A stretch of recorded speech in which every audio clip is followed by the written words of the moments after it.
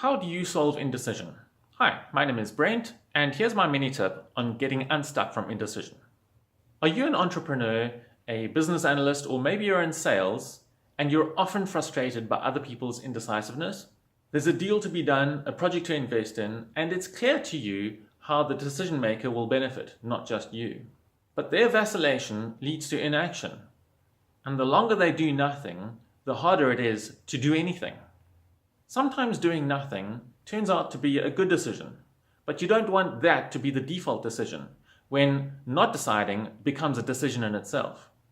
So here's the mini tip. Whether you're deciding between one option or 100 options, always add option 0, the option to do nothing, in your starting lineup of options. Whatever tools you use to make your decision, apply those to option 0 as well. If you use cost-benefit analysis, for example, measure the costs, measure the benefits of doing nothing. This becomes your baseline that all other options need to beat. And if option 0 is the last surviving option, then make a decision and stop pretending to decide.